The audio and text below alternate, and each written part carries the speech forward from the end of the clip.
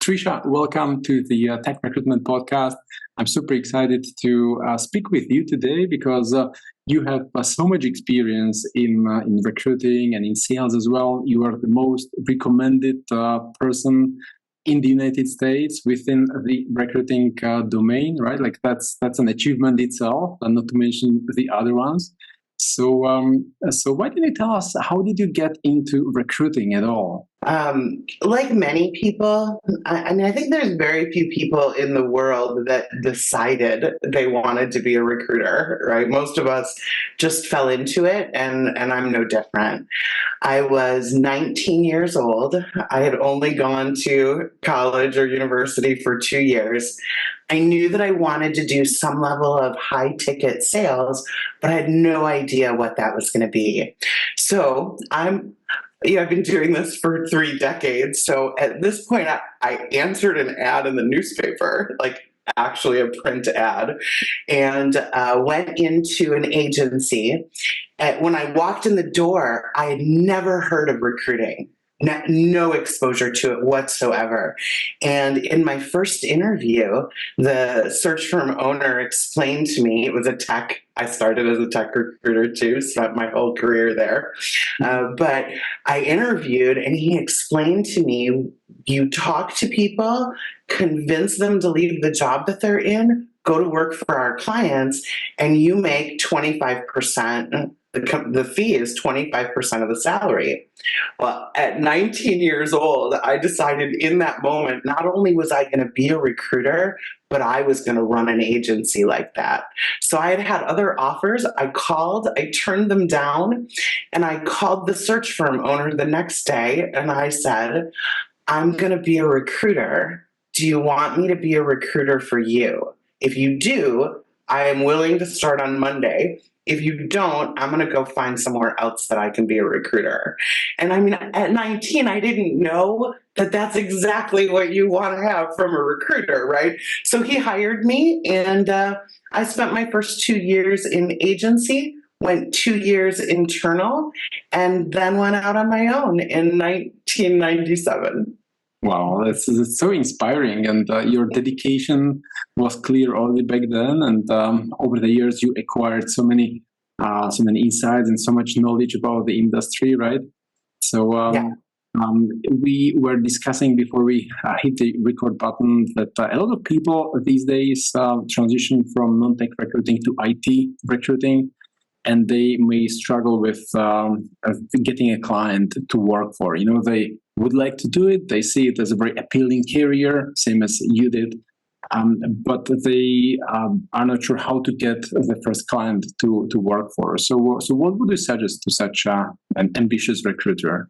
Yeah, one of the challenges that we see here in the States is a lot of recruiters, when they are doing business development and they're approaching a potential hiring manager, a CIO, a CTO, a director, when they're reaching out to them, when they first do their initial approach, we find that recruiters have a tendency to go for the kill, right? Like they're getting on the phone with someone, and the expectation is, I want you to tell me all about your company, tell me your openings, sign my agreement, negotiate my terms, interview my candidate.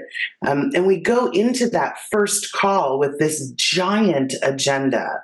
And what happens, I think, is because of that, we oversell. We try to push our value proposition onto this prospective client, or worse yet, we try to push a candidate on them that they didn't ask for, right? So I think that one of the first steps, even though it feels very easy, it makes a huge impact if, when you're doing your initial prospecting, instead of looking for your goal to be that end result of a locked-in requirement, how about we just approach the prospective client with the goal of getting a meeting? That's it. Your only goal is to get a meeting. So when we're reaching out to prospective hiring managers, often we're going to go into that call and say, Michael, I'm a headhunter in the IT space, and I'd like to get on your calendar over the next couple of weeks to discuss your strategic hiring initiatives. Right. So a lot of times I think we look for something that's flowery and pretty, and we've got these positioning statements, and what we're trying to do is convince them to do business with us. But that the timing is wrong for that. We're not trying to convince them to do business with us. We first have to convince them to talk to us. And I think that if we can shift that focus in the initial reach out, your recruiters would have a lot more success. That's a great suggestion. And it reminds me, all of these tools like Apollo or Contact Out, they enable to send us hundreds or thousands or tens of thousands of emails over a course of a few weeks. So a lot of people shifted the focus to the quantity instead of quality, as you kind of suggest, or I read between the lines. I'm kind of thinking about how to get the first meeting, because one thing is to send the email, as you suggest, but are there some other strategies also that you have tried recently? I'm kind of thinking about, I don't know, just visiting someone at the office. Like, does it still work? Like, just to show up at the office in the reception and ask to meet some person, or is it awkward these days? It's a little awkward, I think. We have, and I don't know if you've experienced this, but here it's a little bit challenging because even post-COVID, if we can call it post-COVID, but so much of the entire workforce in the United States is remote. And so showing up at the office, it could be a desolate, empty office, right? Like, I don't know that I would necessarily show up, but I do think you're on the right track of trying to do something that's completely different that your competitors aren't doing, okay? So, I think to send something in the mail is an outstanding option. Okay. We like to mail things to people. Like when you go to your mailbox, you have bills and ads.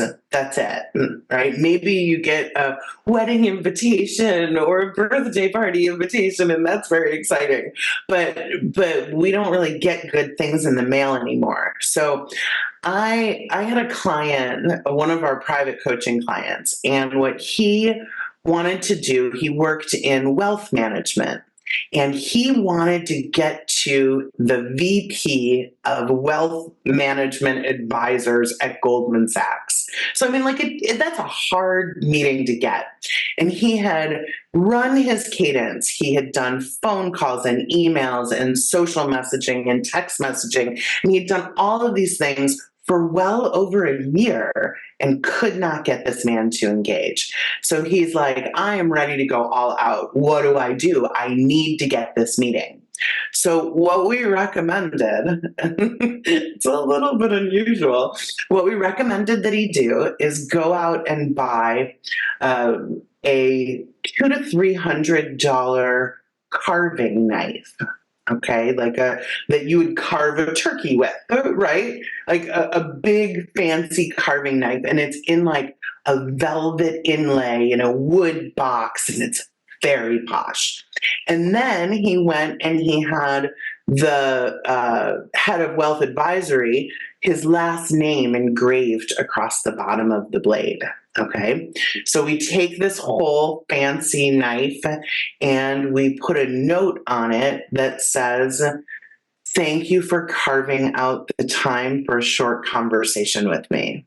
And we FedExed it to him. Right? So that, I want you to imagine, Michael, if that was you. Let's say that you, like, we all get emails all the time from people that are saying, like, let me rank you first on Google, or let me get you 5,000 leads, or let me set up all these appointments. Now, we delete all of those messages, but let's say you kept deleting them and then someone sent you this sort of expensive, spectacular, customized item, wouldn't you feel obligated, Michael? Wouldn't you feel obligated to take a 15-minute phone call? Pretty much, yes. I couldn't Yeah, know anymore. right. You can't say no anymore. So that approach ultimately got him the meeting, got him the client, and now he has placed dozens of people with them over the last couple of years. So we have to be creative, right? We can't just send the same messages out, the same boring voicemail messages. It just doesn't work anymore. In order to break through the noise, you have to still be tenacious, but now you have to be really creative too. It's interesting how we talk about the noise, and the AI hasn't even started taking place yet, right? This will come, I guess, later this year or next year, 2025, once we start receiving all of these automated calls and AI email sequences and everything. So I guess this human touch will be even more and more important going forward. Yeah, on that note, let me just tell your listeners, because AI is becoming more and more prevalent, specifically for content development, for email marketing. I mean, it's all over the place. Make sure, no matter what, like ChatGPT, Gemini, Cloud, they're all very good tools, and I would encourage you to use them.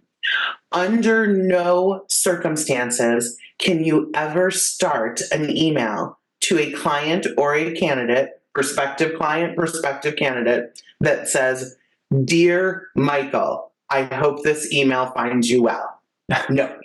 Never, ever again. That is the first indicator that your email was written by AI, because unless you're doing advanced prompt engineering, when you ask any AI to write an email for you, it starts with "dear," and the first sentence is, "I hope this email finds you well." So no matter what, if the AI gives that to you, please delete those parts. Okay. That's a great tip. I guess soon people will be trained on how to spot the AI generated content. It's almost instinctual at this point. I mean, like, I've been working in it for literally years, and I can look at a piece of content and know whether it was written by a human being, but I also do good enough prompt engineering that I can pull content out of an AI, drop it into an AI detector, and it comes back 100% human. Nice, nice. I guess part of the prompt is to inject some mistakes into it, or some grammar mistakes. It works. The easiest trick, if you do it after the content comes out, is to go through your content and in 2-3 places, make there be a double space after the period instead of a single space. You don't have to have bad grammar. You don't have to have spelling errors. Just that extra space randomly on a few sentences makes a big difference post output. Oh, that's hilarious. Awesome. It's fun. Awesome. Cool. So coming back to these freelance recruiters getting the first clients, we were kind of looking at the ways how to get the first meeting, right? But then what happens during the meeting? I mean, there are so many recruiters out there. Some of them specialize in IT. Some of them specialize in some little part of IT. Some of them work through international kind of organizations or brands, so they have some big name to show off. So based on your experience, what would be the best way to make it work during the meeting once the recruiter secures the meeting in the calendar? Yeah, so one of the biggest problems, and I'm sure you heard this when I was talking about approaching a prospective client, is that recruiters go too fast. If you push the sale, you lower your credibility. It becomes transactional. If your goal is just to quickly make random placements at various clients and keep being on the hamster wheel and constantly doing new business development, then you can go fast. But if what you're looking to do is develop long-term, deep relationships with these companies so that you can staff their entire IT department, then we have to go slow. So when we schedule that first meeting with a prospective client, and this is probably going to shock your listeners a little bit, we don't allow our recruiters to accept the requirement on the first meeting. Mm-hmm. Like, that is so hard to do. It is so hard to do, especially you've done all of this work to get them on the phone. You finally got the meeting, you're on the meeting, and they're like vomiting a requirement onto you. They're like, please, I need this Java developer, go. Let me tell you, I need this Java developer. Here's the tech stack. Here's the comp. Here's what's important. What are your terms? And you're like, oh, yeah, let's slow down a little bit here because I don't work like that.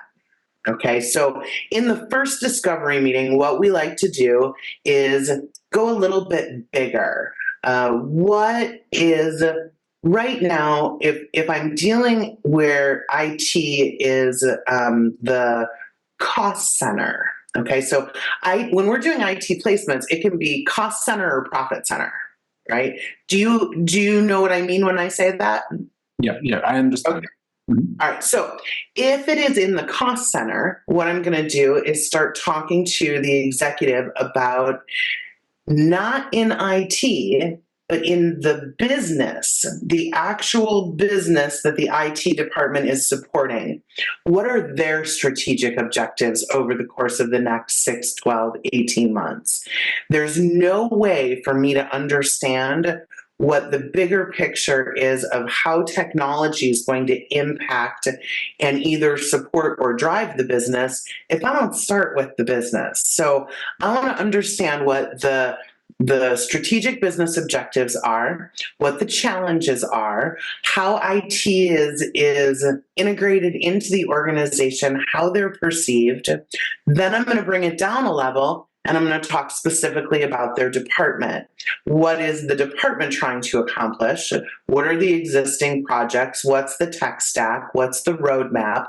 And we're going to go through and get a good understanding of high-level company, department level. Now I'm going to dig into the hiring manager, right? So tell me why this is a company that is wonderful to work for.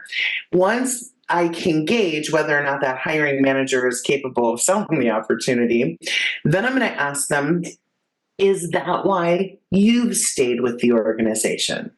So once they sell it to me, now I'm going to shift it to them as a person.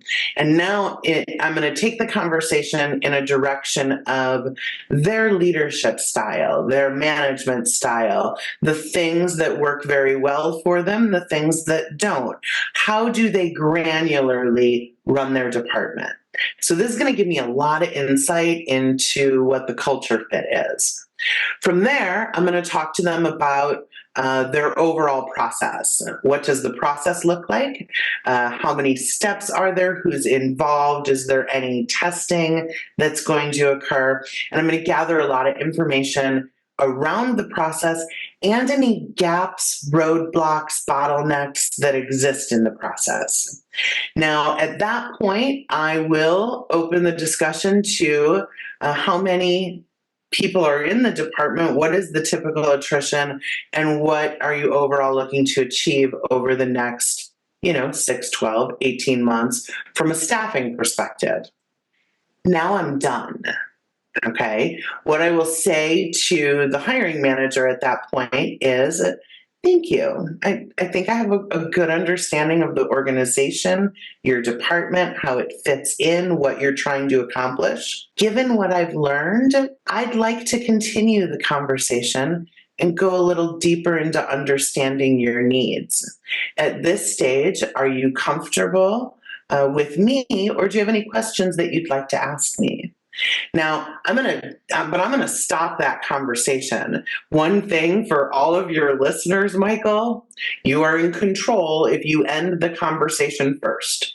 Always try to end the conversation first, okay? So if you say to somebody at the beginning of the call, I've allocated 30 minutes for this, at 2 or 3 minutes before your 30 minutes are up, you need to say to the person, okay, I apologize for the interruption. I need to wrap up this call and I'd like to continue it. So let's look at our calendars and figure out the next time we're going to talk. Now, by going slowly with that, if the hiring manager throws up that job requirement on me, I am literally going to say to them, oh, Michael, I'm sorry. There's no way for me to be able to determine if I'm going to be capable of filling your job without gathering a whole lot more information from you about the company and the business and the direction and how realistic you are and your expectations. I need to know all of that before I can answer any questions about my fees or terms.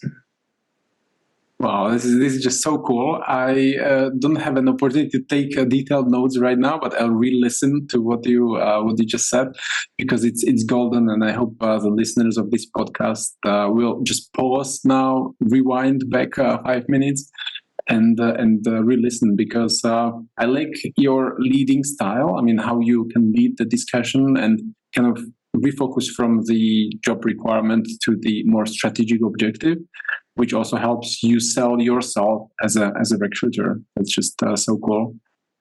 So from that point, once we go into the next meeting, once we are having what all of us in the recruiting industry would consider a more traditional job intake, that's the second meeting. Okay, so at that point, we're going to go really deep into the requirement. We're going to cover expectations. Here's what you can expect of me. Here's what I expect from you. And then we don't give them terms. We don't negotiate terms on that call unless they force it. And even if they force it, like if they're like, no, I need you to tell me right now, how much is it going to cost? I mean, Michael, if I have to tell you right now without doing my own due diligence, without looking at, your reputation in the market and doing my research and looking at the feasibility, and not to mention my bandwidth, I'm going to just have to tell you my most expensive price. And I don't think you want that. And I don't want that either, because you're probably not going to accept it. So let me have a couple of days. Let me give this due consideration, and I will put together a detailed proposal for you that covers all of my terms. And I'll be able to give you the terms that I'm the most comfortable with, that is the least investment for you. Or I can give you my top pricing right now. Which would you prefer? I would wait. Everybody does. But we need to better manage the client. I think what happens, especially when your recruiters are just getting started, they're like, oh my God, I got a meeting. And then they're like, okay, yes, I'll take your requirement. I don't care that you're looking for a 15-year Java developer that has architecture experience and will travel all over the world. And I appreciate that you only want to pay them this much money. That's okay. I'll take it, and I'll do it for 15%. No, like that's not how you build a business, especially if you're brand new.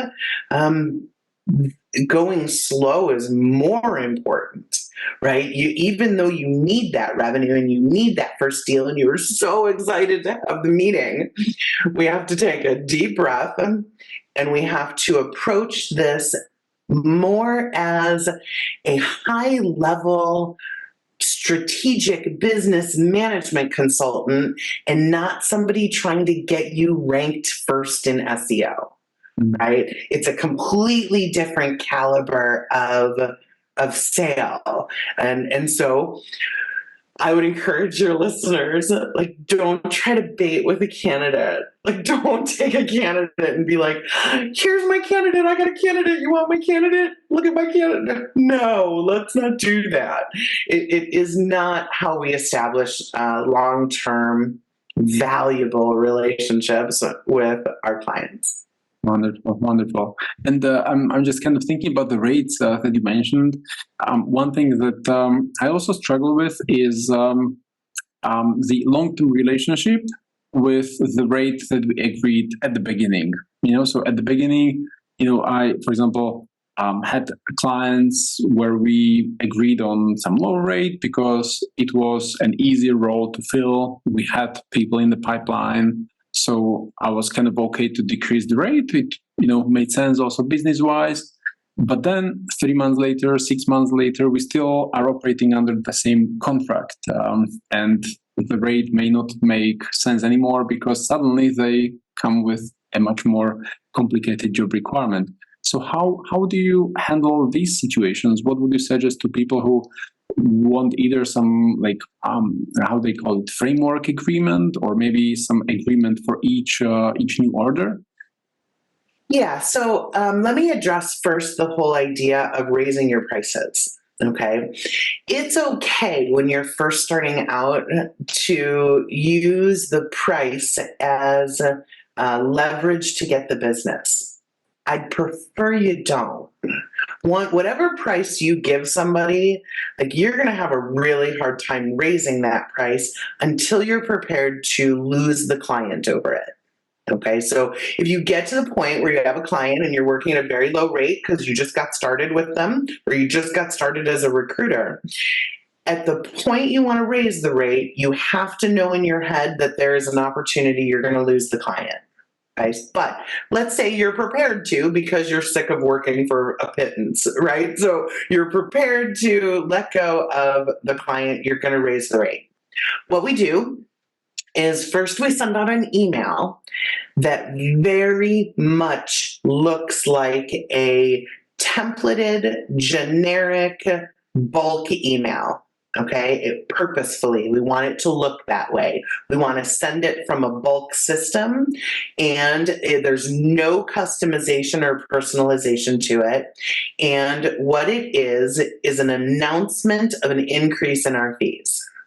Okay, let's say I was doing it right now. It is the 14th of March. I might say, as of June 1st, all of our fees have increased 4%. Okay, so we give them ample notice, 8 weeks, 10 weeks notice.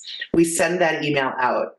Now, the clients that you want to keep, what we do is we instantly send them another personal email that says, ignore the last email that you just received for me, call me and I'll tell you what we're going to do special for you.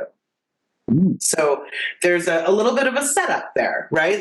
We're going to raise prices and we tell them all that we're going to raise prices. And then we selectively go to people and say, you know what, you've been a great client and you took a chance on me when I was just getting started in the industry, and I appreciate that so much. So we are raising rates 4% starting June 1st. Your rate is only going to go up 2%, and you're not going to realize the full 4% increase until the 1st of next year.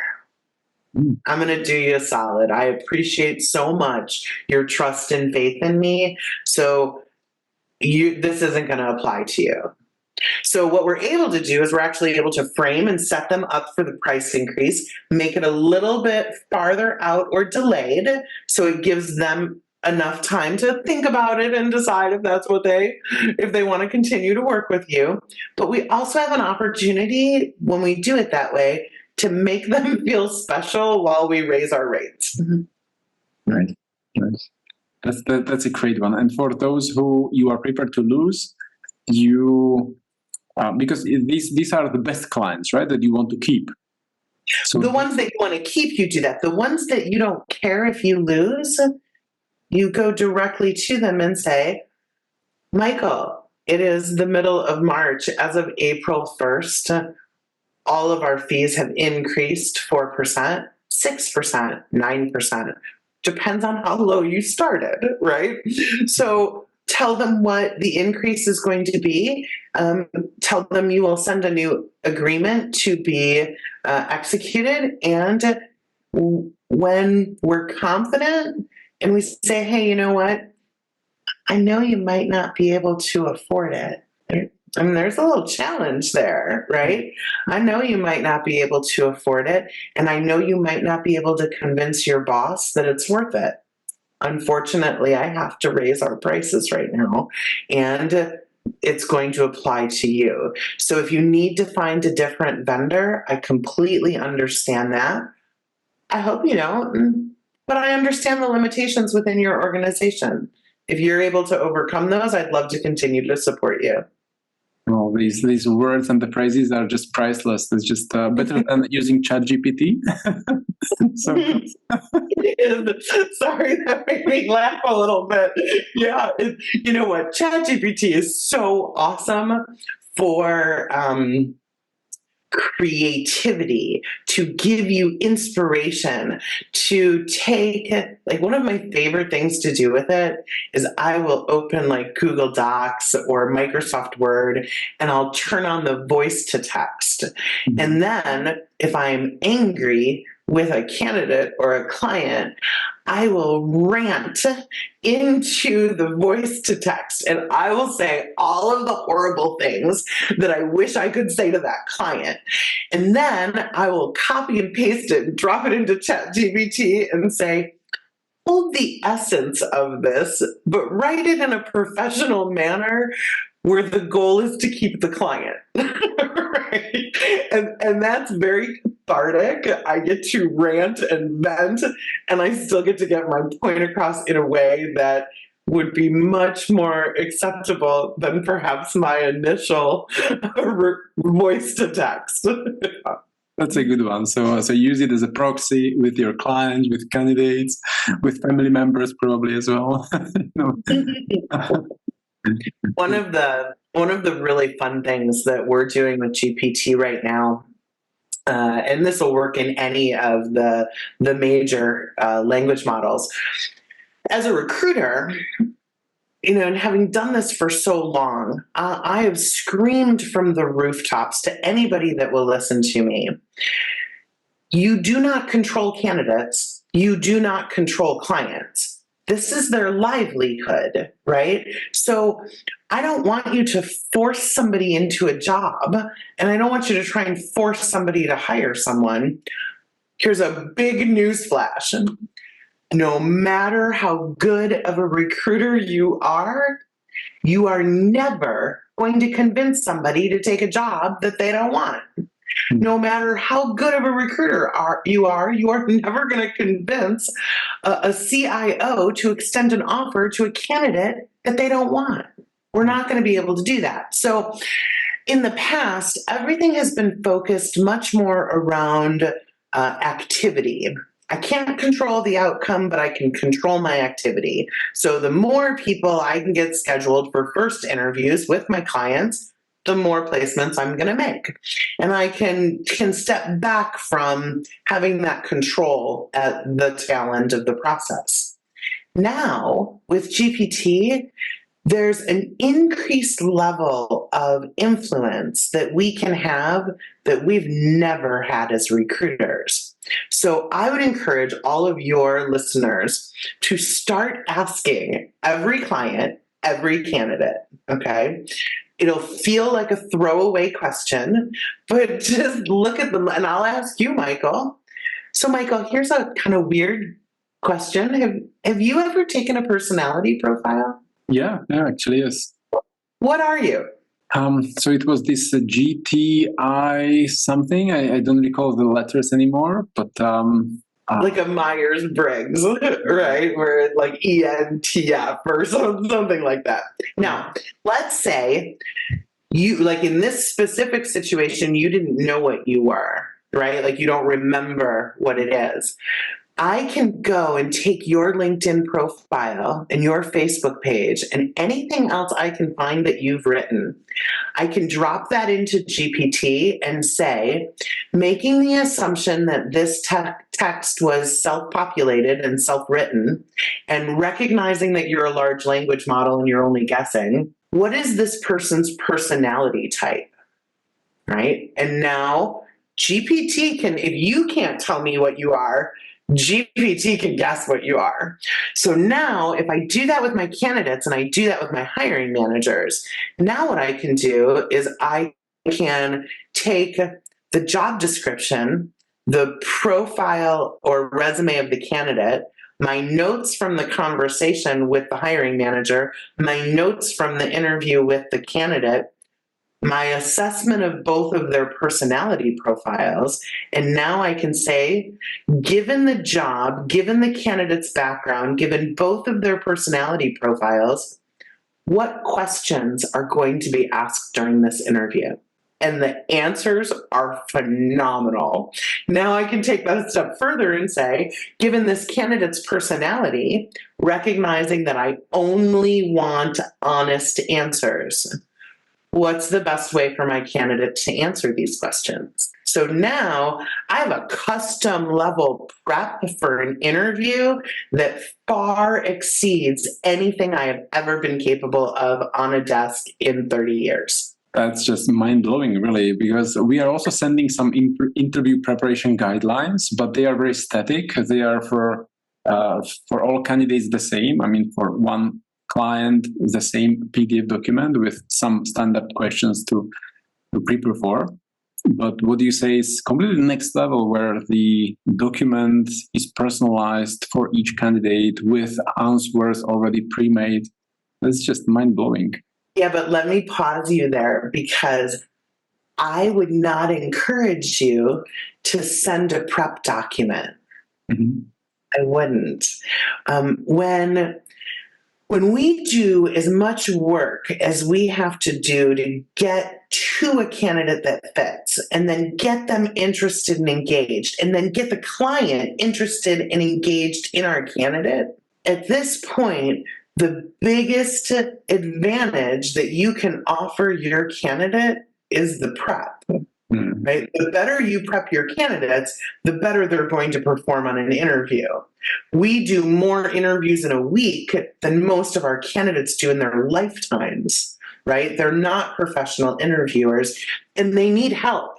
They need help with wordsmithing. They need help with framing things. They need to practice answering, and they need somebody to tell them, that didn't sound great. Maybe we can shift it to this. Or you're talking a little bit too fast.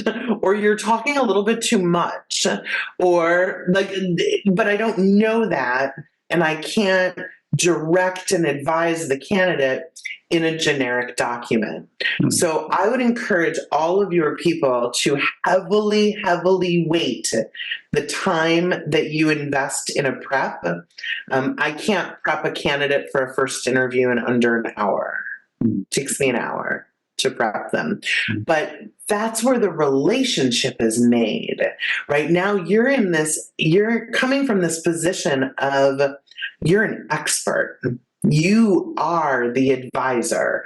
So rather than giving them a document that they're not going to read, or that they're just going to peruse through and it's not going to land with them, let's get on the phone and let's actually have a conversation with them, do a little bit of mock interview, figure out what their concerns are, build the trust so that when we get to the end of the deal, we have a little bit of influence and we can encourage them to take the job.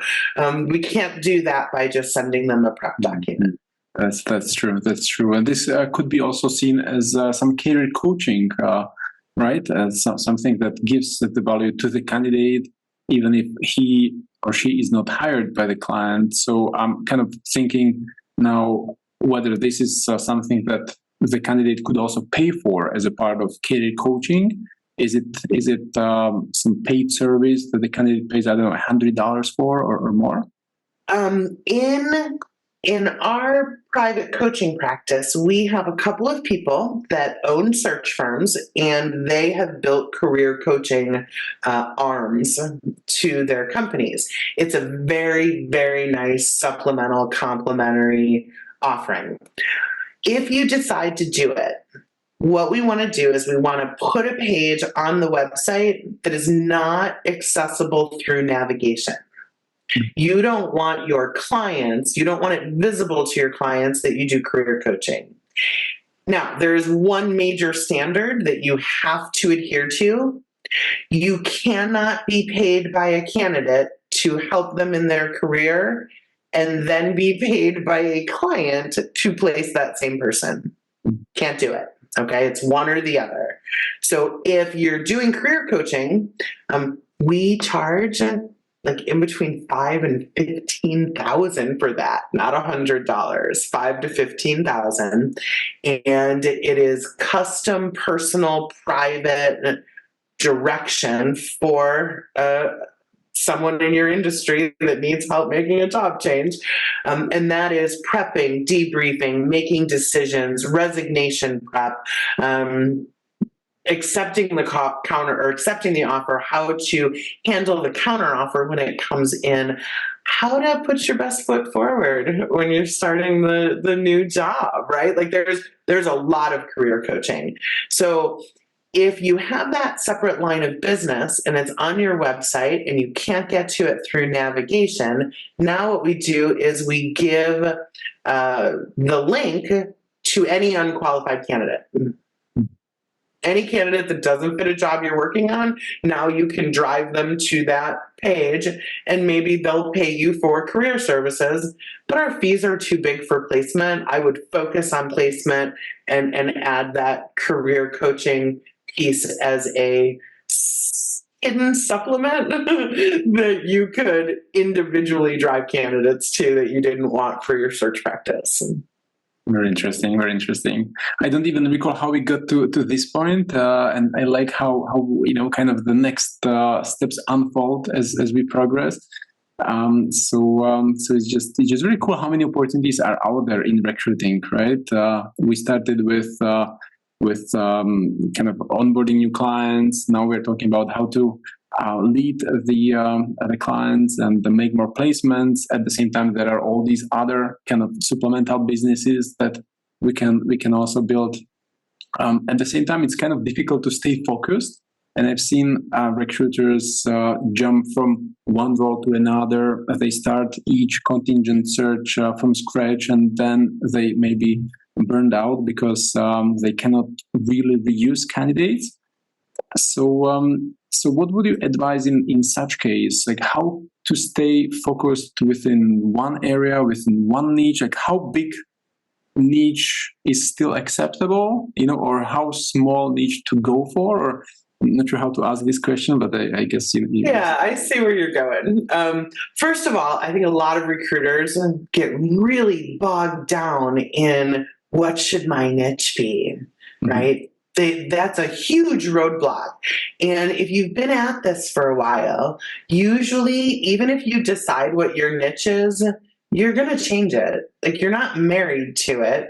And usually the way that real niches are developed is because you have one really good client in one space and you get a lot of business. And then when you're recruiting people for them, you develop more relationships and that leads to more requirements. And a good niche actually develops organically, right? It doesn't have to be, I only place people that do specifically .NET development in insurance companies. Like that would be too narrow. Like I don't think I would go just in that direction, particularly not as a tech recruiter. So in tech, you can go by a specific tech stack. You can go by a specific industry. You can go by a specific geography. You can try and narrow it down for all of them and get too narrow.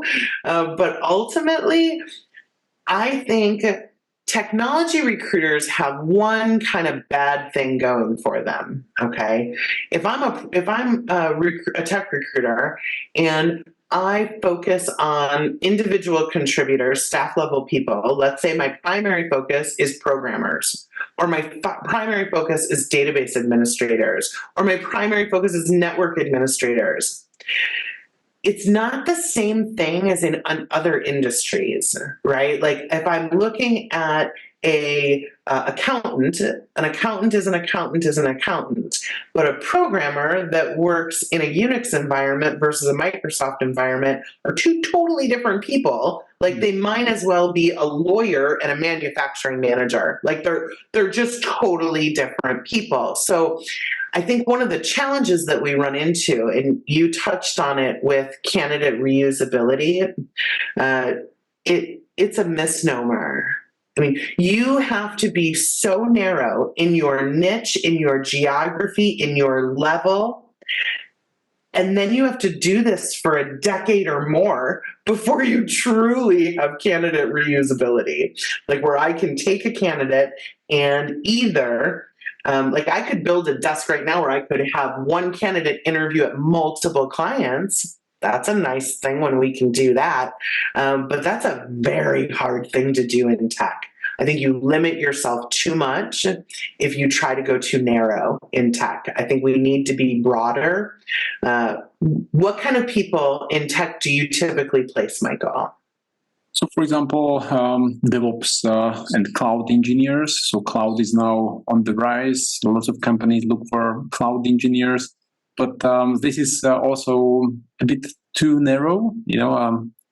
On the other side, I was just talking to one DevOps or cloud manager, and as a part of the message was like, "Hey, I see you specialize in cloud," and the response was, "Oh, cloud is quite broad."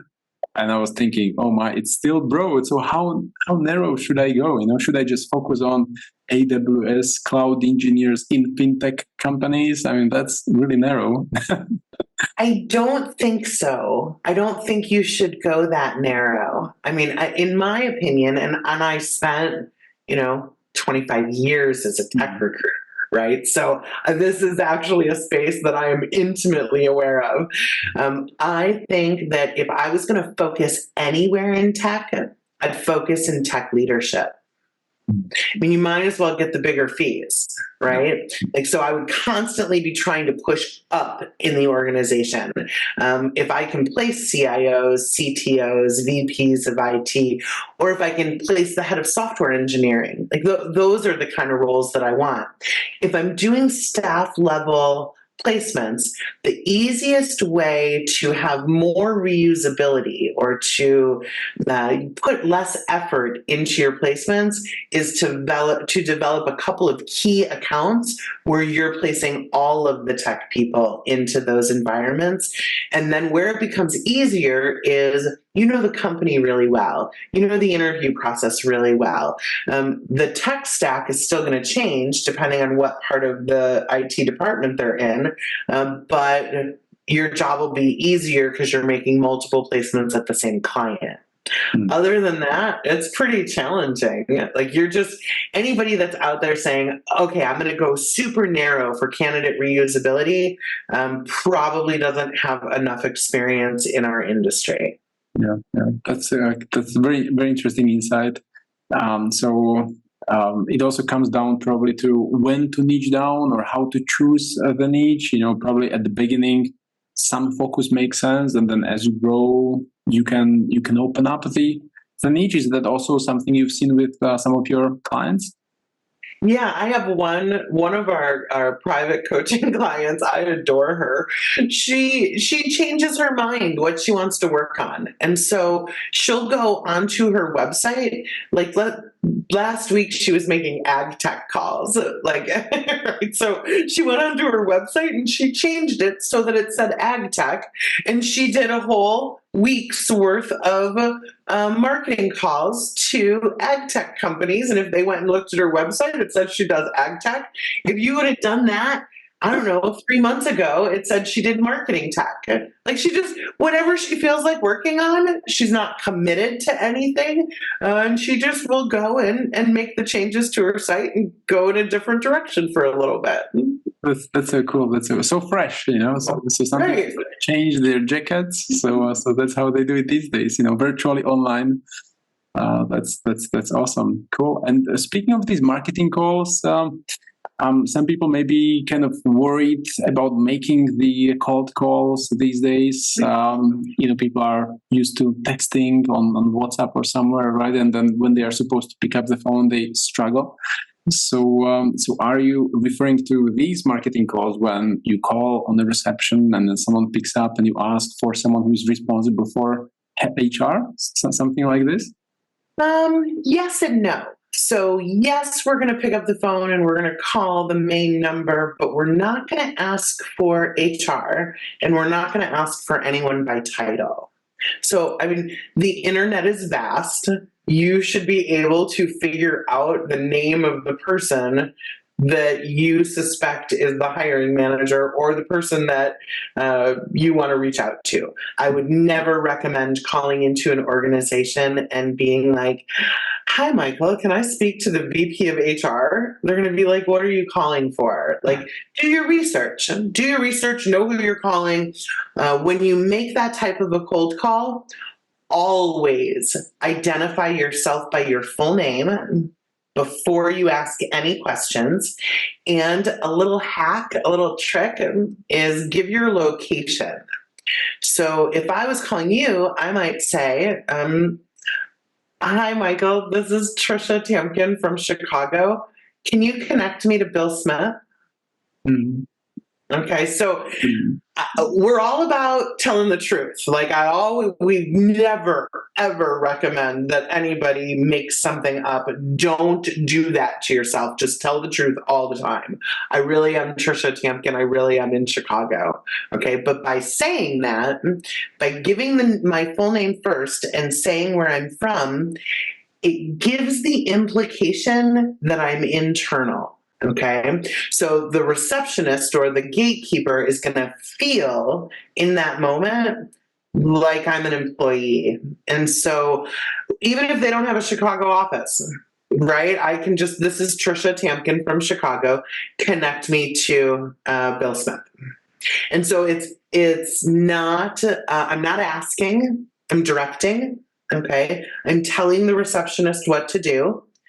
I'm the CEO of a company. This is a receptionist, right? Like, I can be kind and sweet and nice and nurturing, and I want to do all of those things, but I also don't want to go in and say, "Hi, my name is Tricia, and I'm just, could you possibly maybe do me a favor and connect me to Bill Smith?" No one's going to say yes. No one's connecting you, right? Like the confidence that you bring to the call actually matters for whether or not you're going to be connected to the person that you're looking for. So be strong, be confident, right? "This is Tricia Tamkin from Chicago. Can you please connect me to Bill Smith?" Great. So yes, call in. But what we want is actually a cadence. Okay. So I will usually start, and there's a lot of right ways to start, but me personally, we call it a 1-2 punch. So I will leave a voicemail and I will instantly send an email. So in the voicemail, all I will say is, "My name is Tricia Tamkin. I'd like to have a conversation with you, Michael. I am also going to send you an email to michael@blablabla.com. If you'd prefer to communicate with me electronically, please respond there or call me 630-240-4454. Any of your listeners want to call me, that's really my phone number. And I really answer the phone. But when I leave that message, then when I'm going to send the email subject line is "per my voicemail this morning." And all that's in the body of the email is, "Michael, I left you a message this morning. As promised, we can communicate electronically here." And that's it. So 1-2 punch. Then I wait 3 days and then I call again. And then I wait 3 days and I send an email. Then I wait 3 days and I send LinkedIn or some level of social interaction. Then I wait another 3 days and I send a text message. Then I wait another 3 days and I call again. And I basically just keep waiting 3 days and I keep reaching out until they either agree to have a meeting with me or tell me to go pound sand. Either one is good. Oh, it's just so cool, so cool. And I could listen to you for the next 2 hours. It feels like, because you have so amazing insights and so practical and so hands-on. But also, I kind of promised you this will not take longer than an hour. And I guess we just reached now the hour. So I guess we will need to leave all the other 55 questions that I have prepared for you. Well, that is lovely. It has absolutely been my pleasure to speak with you today. And Michael, if you would like to do this again at a later point, please do not hesitate to reach out to me. I am full of opinions, both solicited and unsolicited. Awesome. And maybe we'll have a chance to meet in Chicago once, for a coffee. That would be awesome. That would be terrific. So thank you very much for having me. It has been my pleasure, and I'll look forward to us talking again in the future.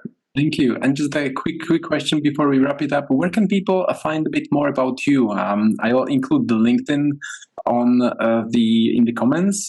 Is there anything else that you would like to mention or include? Yeah, I will. I'll send you a link to our website, moreessentials.com. More is 2 O's, but you can learn all about me and my partner, Jason Tebow, and all of our programs for classes and coaching. And we speak all over the world. And so you can find out a whole bunch of other information on our site. Awesome. So I'll include the website also together with your LinkedIn profile. Great. Well, thanks a lot. I'll also just go to make some of these outreach emails or calls based on what you just mentioned. I feel so pumped up now as well. So I guess listeners also enjoyed all the Wonderful. Well, thank you again for having me. It was absolutely a pleasure. And we'll talk soon. Thank you. See you soon again. Bye. Goodbye. Bye-bye.